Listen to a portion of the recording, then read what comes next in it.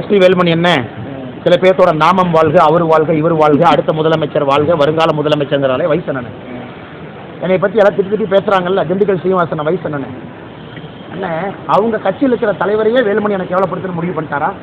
அவருக்கு என்ன இபிஎஸ் மேலே கோவமா? அவங்களாம் 18 வயசு இளைஞர்களா? பாரதிய ஜனதா கட்சியில் யார் இணைந்திருக்கின்றார்களோ அவர்களுடைய வயது அவர்கள் கட்சியில் இருக்கக்கூடிய பொதுச் செயலாளரை விட 90% வயது குறைவு. அதனால் அவர்கள் கட்சியில் இருக்கக்கூடிய தலைவர்களே இந்த அளவுக்கு அவங்க அசிங்கப்படுத்துறாங்கன்னா உள்ள எந்த அளவுக்கு அசிங்கப்படுத்தியிருப்பாங்கன்னு தான் அவங்க வந்திருக்காங்க. அதனால் ஒரு கண்ணாடி கூண்டுக்குள்ள உட்கார்ந்துக்கிட்டு கல் எடுத்து வெளியே எறியக்கூடாது. அவர்களுடைய கண்ணாடி கூண்டு தான் முதல்ல உடையில. வேலுமணி அண்ணன் மீது எனக்கு தனிப்பட்ட விதத்தில் ஒரு மரியாதை இருக்கு.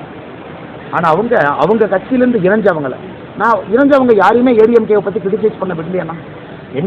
எங்களுடைய தனித்தன்மை என்னன்னா, ஒருத்தவங்க கட்சியில் இணைகிறாங்கன்னா அவங்க வந்த கட்சியிலேருந்து யாரையும் கிரிட்டிசைஸ் பண்ண நாங்கள் அனுமதி கொடுப்பது கிடையாது. அது உங்களுடைய கடந்த காலம். நீங்கள் ட்ராவல் பண்ணிட்டு பாரதிய ஜனதா கட்சிக்கு வந்திருக்கீங்க.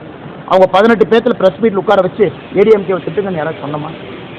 இதே பாரதிய ஜனதா கட்சியிலேருந்து யாராச்சும் போய் சேர்ந்தாங்கன்னா அவங்கள போய் உட்கார வச்சு அவங்க பக்கத்தில் 2 பேர் உட்கார்ந்து பூச்செண்டு கொடுத்து அண்ணாமலை இப்படி திட்டம் எழுதி கொடுத்து அதை எப்பொழுதும் நான் செய்ய மாட்டேன்.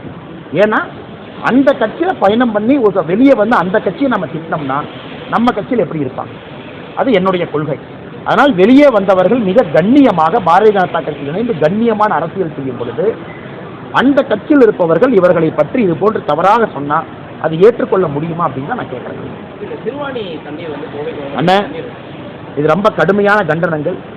ஏன்னா கேரள அரசு வந்து ரொம்ப நாளைக்கு முன்னாடியே நம்ம குறைக்க போகிறோன்னு ஒரு வார்னிங் கொடுத்துட்டாங்க. அதன் பிறகு குறைச்சாச்சு. இன்னைக்கு 2 ரூமர் ஓடிட்டு இருக்கு. ஒன்று, கேரள அரசு கொடுக்க வேண்டிய பணத்தை அவங்க கொடுத்தாங்களா கார்பரேஷன்ல இருந்து? கேள்வி நம்பர் 1 எனக்கு தெரியாது. பத்திரிகை நண்பர்கள் நீங்கள் தான் சொல்லணும். 2வது, ஆங்கிலேயர்கள் காலத்தில் பல காலத்தில் எப்போதும் பிரச்சனை இல்லாமல் சிறுவாணிக்கு வந்த தண்ணி இன்னைக்கு ஏன் வரல சிறுவாணியிலிருந்து? 3வது, கேரளா சிறுவாணி பகுதியில் செக் டேம் கட்டுறதுக்கான நடவடிக்கை பல ஆண்டு காலமாகவே பேசிட்டு இருக்காங்க, எடுத்திருக்காங்க. அதை பற்றி தமிழக அரசு வாய் திறக்காதது எதற்காக? இவர்களை பொறுத்தவரை பார்டரில் இருக்கக்கூடிய பகுதிகள் இன்ட்ரெஸ்ட்லாம் சாக்ரிஃபைஸ் பண்ணுறாங்க. கம்பம் போங்க, மதுரை பக்கம் போங்க, முல்லை பெரியாறு பிரச்சனை, இங்கே வாங்க சிறுவாணி பிரச்சனை, அதே போல் தூத்துக்குடி திருநெல்வேலி கீழே போங்க அங்கேயும் பிரச்சனை. ஸோ எல்லா இடத்திலும் கூட ஒரு இந்தி கூட்டணி இருக்க வேண்டும். அதற்காக கஷ்டமான கேள்வியை நாங்கள் கம்யூனிஸ்ட்டை பார்த்து கேட்க மாட்டோம் அப்படிங்கிறாங்க. சஃபர் ஆக போகிறது கேரளா மக்கள்.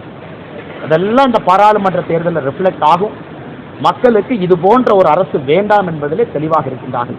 அதனால் எங்களுடைய கடுமையான கண்டனங்கள். கேரள அரசுக்கு நிறுத்துவதற்கு எந்தவித அருகதையும் கிடையாது. தொடர்ந்து தண்ணி கொடுக்கணும். அதான் எங்களுடைய நிலை. எதுவும் பேச மாட்டாங்கன்னா எதுக்குன்னே பேசுவாங்க? இங்க இருக்க கம்யூனிஸ்ட் கட்சி எதுக்குன்னே பேசும்? அவங்க எதுக்குன்னே பேசுவாங்க? கம்யூனிஸ்ட் கட்சி 2 சீட்டை 3 சீட் ஆக்கலாமா? இப்போ கோயம்புத்தூர் சீட்டே கம்யூனிஸ்ட் கிடைக்குமான்னு தெரியல.